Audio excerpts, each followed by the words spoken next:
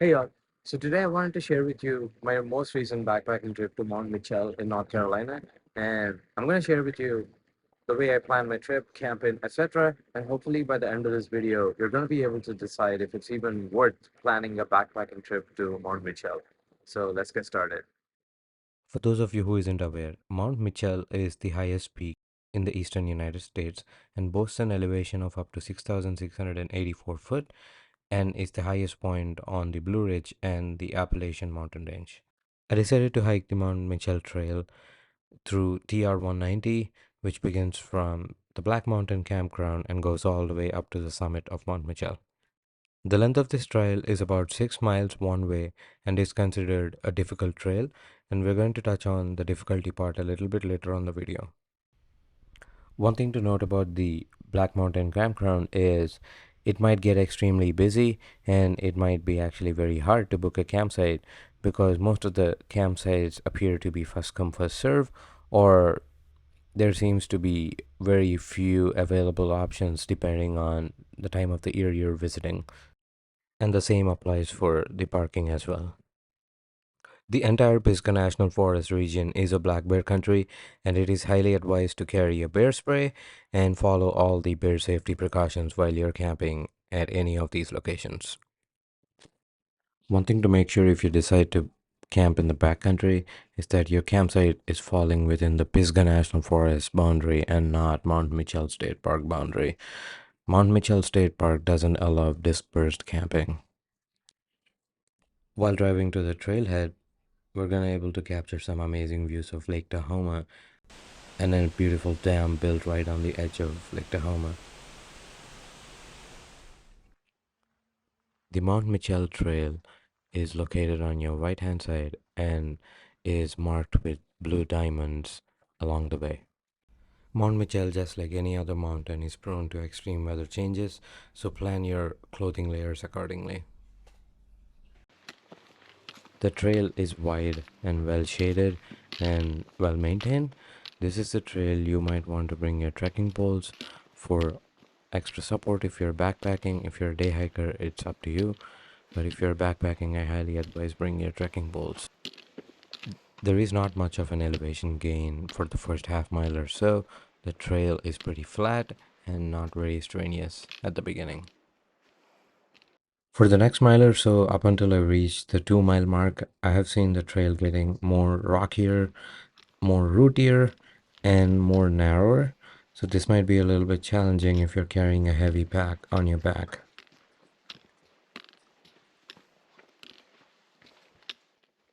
This is probably one of my favorite sections on the trail.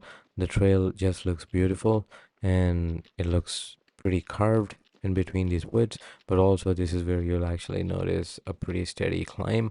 I'm not sure if you can see it, but the climb is pretty continuous and steady with not a lot of switchbacks until you reach the split, which we're going to reach here in a moment.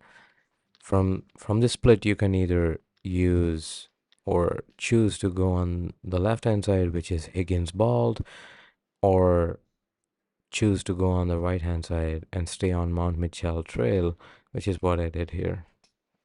You can choose to take either route because both of them merge back to the same trail. However, the Higgins Ball Trail being the longest and the Mount Mitchell Trail being the shortest to the water source, which would be the Setra Creek, and which is where I would be filling up my water. If you're backpacking or camping for the night, this might be where you might want to camel up as much water as possible because this is the only major water access point across the entire trail. So we are about halfway.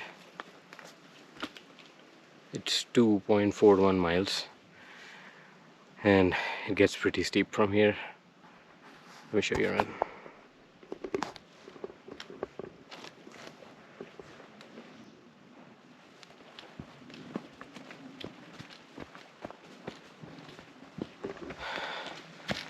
But we're still going.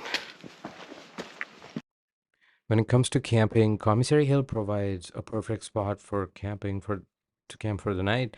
It is a nice flat grassy area. However, it was closed during our trip due to a recent bear activity, and we had to camp a little uh, behind Commissary Hill.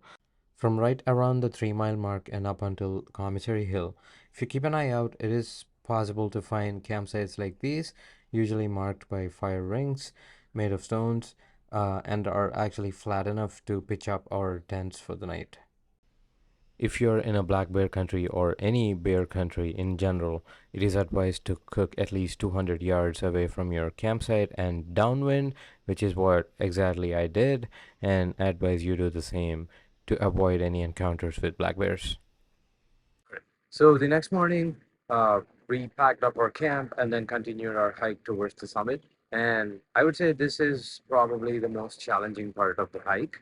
Uh, Unfortunately, I don't have a lot of recordings about it. The strenuous part of the hike was actually after Commissary Hill and up until the summit. If you're someone who's actually looking to uh, backpack to this location for some of the sceneries or panoramic views and things like that, you'll be disappointed as there is only one scenery or one overlook that you're going to ever come across throughout the hike to the summit. You can access the summit in two ways. Either you can hike it or you can just drive directly to the summit. This brings me to the point, the summit can get pretty crowded depending on what time you're going or what season you're going. Is it worth hiking the Mount Mitchell? I would say yes. So the views from the summit are pretty stunning from my point of view, but it heavily depends on what time of day you're visiting and how the weather looks like outside. So on this particular day that we reached the summit, we reached around at 11:30 a.m., which was supposed to be pretty sunny, but by the time we reached the summit, I'm kind of disappointed to see a lot of fog covering the wide panoramic view. All right. So if you're someone who likes spending a night in the backcountry, regardless of how the views look like, you might actually enjoy a backpacking trip to Mount Mitchell. If you're someone who wants to plan this trip only for the panoramic views, yeah, the backpacking trip may not be worth it for you. You can instead drive directly up to the summit, enjoy the views, and get it from there. If you like this video so far, consider leaving a thumbs up below and subscribe to the channel. I'm going to see you in the next one.